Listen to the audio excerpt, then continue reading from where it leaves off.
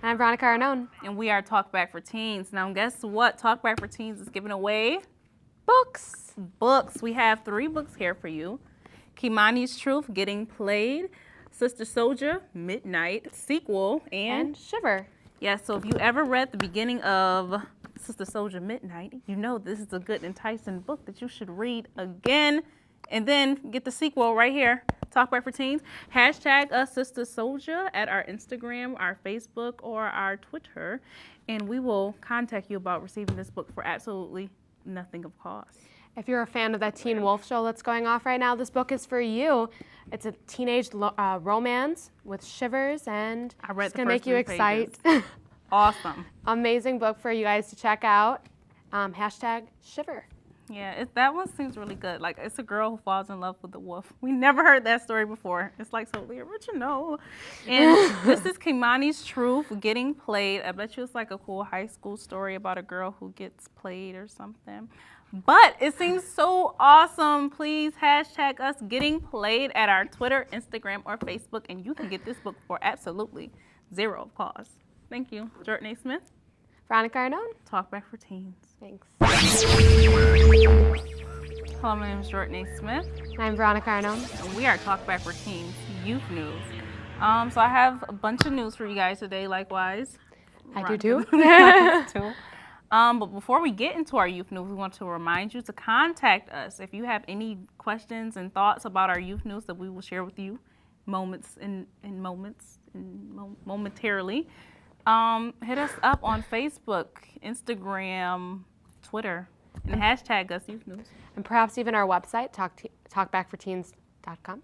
That's 4 with the number 4. And so I have some good news for you guys, and I have some bad news for you guys. Now, the bad news, I'll start off with the bad news. So yet again, another male has a nail polish line. And it's not just one male, it's 4 males. One Direction, people. I am tired of it. I hope you are as well. They have nail polish. Okay, it was cute with the Justin Bieber because... No, I think it's better with One Direction rather than Bieber. I liked the Bieber because he had the perfume thingy to match, which is weird because he does not wear perfume. How does he get a perfume brand? I don't understand it at all. I can't even get a CoverGirl commercial, but he can get a perfume? I don't get it. But One Direction has new nail polish, but that's not what this story is about. We're going to keep it on a positive note. And they just signed to a new company for school supplies. They are now ambassadors for a school supplies line that promotes anti-bullying, which is cool. And a small portion of those funds from the school supplies goes to anti-bullying groups and educational systems to educate youth on the dangers of bullying. But they still have nail polish, and I'm not okay with that at all. Oh, except the cute one, Zane. He's so cute. The lemony orangey one. What's lemony limey color is cute. So moving to a more political standpoint, going from a little bit more teenage girl to a little bit more appropriate, we're going to talk about just recently, hours ago, the Supreme Court passed an amazing bill that's now saying that police officers can now take your DNA without you needing to give up your permission. If you're arrested now, they can take your DNA and be incarcerated. How do you feel about that? I don't know. Just to think about that, I don't know. I feel it's a little invasive because I don't understand why they would need our DNA. But at the same token, I don't see how it can endanger me in any way. It's definitely a big change, and it's going to be very controversial for a while. We have a 5-4 vote in the Supreme Court, so it's definitely a close call on that one. But I think it's definitely going to be challenging for the next few years as the government attempts to get used to this, and it's definitely going to be challenging, our First Amendment rights. So what would you say the problem with it is?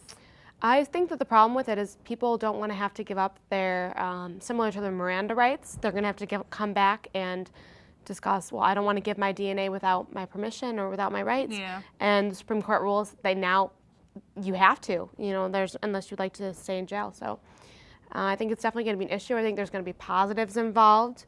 Obviously, they can now find criminals. They can release people from prison that were wrongly accused for their DNA. But I think there are also going to be some negatives, You can see problems occurring with people being taking their DNA and being framed for something that they're not, and then they have DNA evidence, they have other things, so there's definitely going to be some issues. Could you imagine that? Someone framing you for like a mass murder and you're just speeding, the police pull you over and then they take your DNA and then like, And somebody finds it. Maybe it was a hair that they found at the scene that somebody took from you. Yeah, that's crazy. Okay, I didn't think about that aspect of it, and that aspect is pretty dangerous. Pretty scary, kind of, too, right? Yeah. Yeah.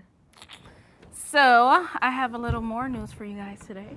And I don't know if you ever heard of this, Mind Drive. Am I saying that correctly? Hashtag Mind Drive. So in Kansas City, Missouri, there was a youth group of inner city teens, after school group, where they kind of developed a car that runs on social media fuel. That makes no sense to me. I was reading the story like, what? So I'll explain it to you guys. I'll walk you through it. So they had this old Volkswagen Carmen Ghia, 1967. Carmen Ghia. Carmen Ghia. Carmen Ghia, 1967. And they kind of rebuilt it and remodeled it. And instead of working on being fueled by gas, they transformed it to be fueled by Any forms of social media. And then, but before they did that, they transformed it to be fueled by electricity.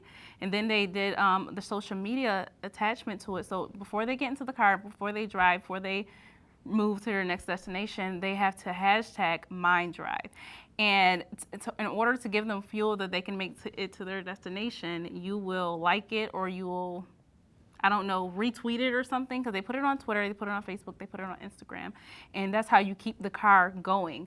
And it is absolutely crazy, but I think the most beautiful thing that came out of this was many teams who wanted, who had the common cliche dreams of being football stars or singers and actresses, kind of transformed their ideas through this project that is now becoming much more widespread. It started in Kansas City, as I said, but they transformed this, with this project, they transformed their ideas to developing a love for technology and engineering. And so I think that was very, very awesome, that aspect of it. So yeah, when you're not doing anything, hashtag Mind Drive, give them a little fuel. I also have an amazing story about a bunch of urban kids growing up in the city. Actually, it's a local story from Wilson Magnet. We have 36 children that attended Camp Pathfinder in Canada, and it's a place where they can go canoe tripping and learn camping and wilderness skills. And for the majority of these children, it's the first time they've ever been outside of the country, or they've never been camping once in their life. And this story is a phenomenal opportunity. At the 100th year anniversary of Camp Pathfinder. It was originally a boys' camp, and it still is to this date, for kids to go and learn wilderness skills and have an amazing opportunity. And these kids, some of them had never swam in a lake before, seen actual night stars without, the fog in the city. Yeah. So it's an amazing opportunity for these kids to get out and learn and come back with amazing stories that they'll forever know. Awesomeness. So I have a question. It's originally a boys' camp? So Yes. how does that, were there male and female? Was it co-ed, the teams that went from Wilson Magnet? Yes, it was a male and female co-ed trip for both people to attend. The boys' camp is during the summer, is only for boys, and it's a family business. It's grown, and it's actually Rochester-based. The people that own it were from Rochester, so Wow. it's an amazing local community giving back to local citizens to learn and be part of something really special. Yeah, that is a great way to start off your summer, and we hope you enjoy it. My name is Jordan A. Smith. I'm Veronica Arnone. This is Talk Back for Teens, Youth News.